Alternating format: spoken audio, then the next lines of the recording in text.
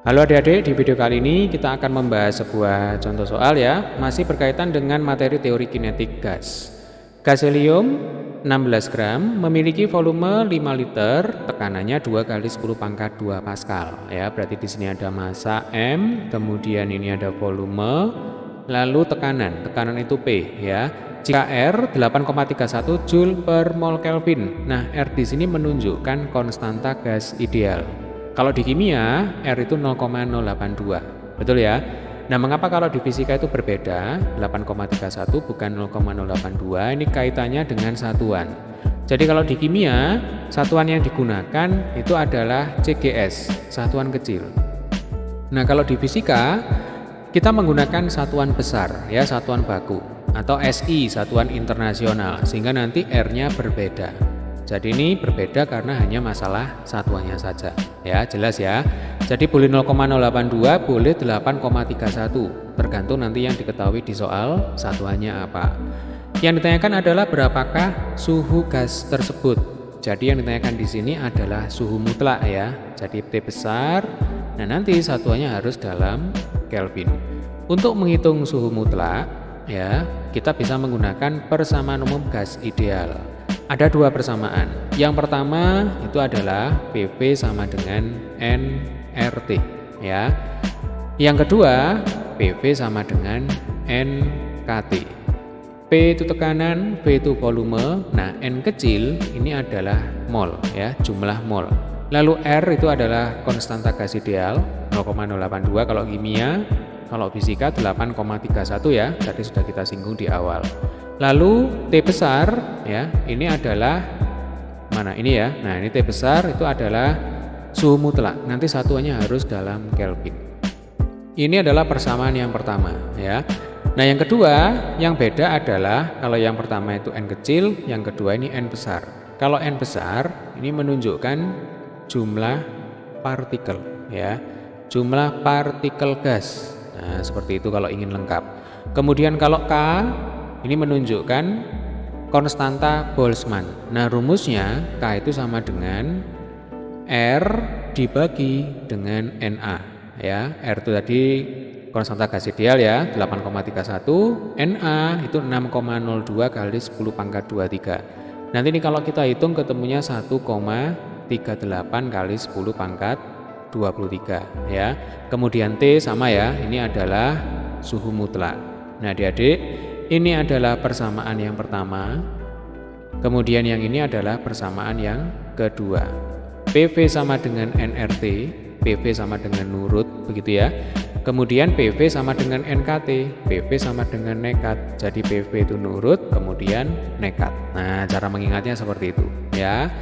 Nah, adik-adik, yang namanya jumlah mol, kalau di kimia kita tahu rumusnya adalah mol atau N kecil itu sama dengan M dibagi dengan MR.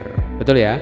Jadi kalau M itu adalah massa, nah MR itu adalah massa molekul relatif. Kalau di kimia dibedakan, AR itu adalah massa atom relatif, nah kalau MR itu adalah massa molekul relatif. Kalau di fisika kita pakai MR ya. Jadi atom atau molekul kita gunakan simbolnya adalah MR. Kemudian di sini ada N besar, jumlah partikel, itu rumusnya adalah N besar sama dengan N kecil kali Na ya. Jadi Na itu adalah bilangan Avogadro.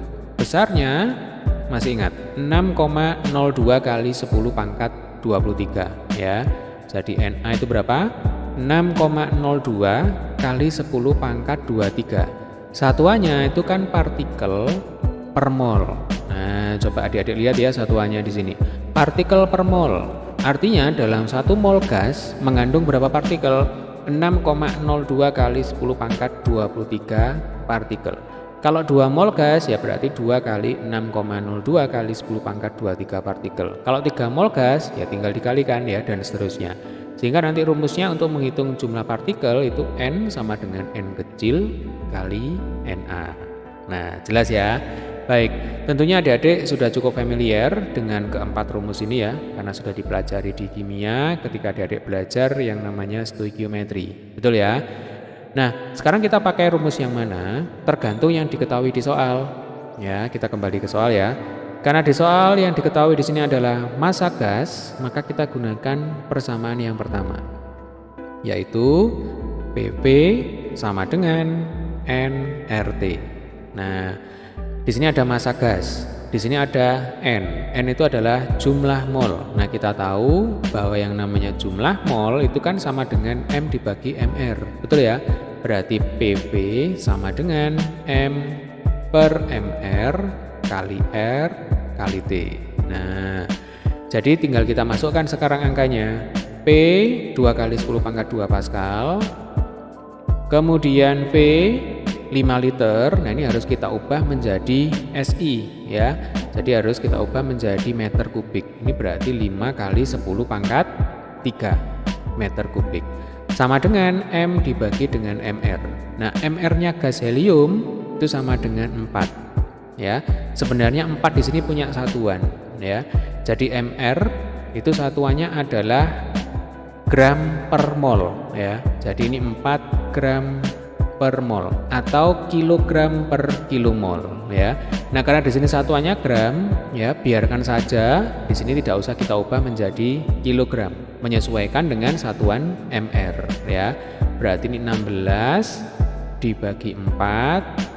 Kita kalikan dengan R, R-nya 8,31. Kita kalikan dengan T. Nah, ini yang ditanyakan ya. 2 kali 5 itu 10. 10 kali 10 pangkat 2 berarti 10 pangkat berapa? 10 pangkat 3. Nah, ini mestinya 10 pangkat min 3 ya. Nah, ini maaf, ini keliru tadi. Jadi 5 liter itu sama dengan 5 kali 10 pangkat min 3 meter kubik. Berarti ini ketemunya 1 ya. 2 kali 5 10, 10 kali 10 pangkat 2 itu 10 pangkat 3, 10 pangkat 3 kali 10 pangkat min 3 itu 1. Nah, ini kalau kita coret, ini ketemunya 1. Lalu 16 dibagi 4, ini sama dengan 4. Berarti ini 1 sama dengan 4 kali 8,31. Kalau 4 kali 8 itu 32 ya. Berarti anggap saja di sini 32, sekian gitu ya. 32, sekian kali T. Yang kita butuhkan itu adalah T. Saya tulis di atas ini ya. Berarti T sama dengan 1 dibagi 32, sekian. Nah, memang kalau dalam teori kinetik gas ya, itu angkanya biasanya tidak bulat. Sehingga kita boleh menggunakan pendekatan ya. Jadi kalau 1 dibagi 32, anggap saja di sini 1 dibagi 30 ya. Kalau 1/3 itu kan 0,3. Berarti kalau 1 dibagi 30 itu sama dengan berapa? 0,03. Nah, satuannya Kelvin. Nah, kalau tidak percaya boleh ya menggunakan kalkulator. Pasti nanti hasilnya sekitar 0,03 sekian Kelvin. Jadi tidak penting angkanya berapa, yang penting adik-adik tahu kapan menggunakan persamaan yang pertama, kapan menggunakan persamaan yang kedua. Tergantung apa? Tergantung yang diketahui di soal.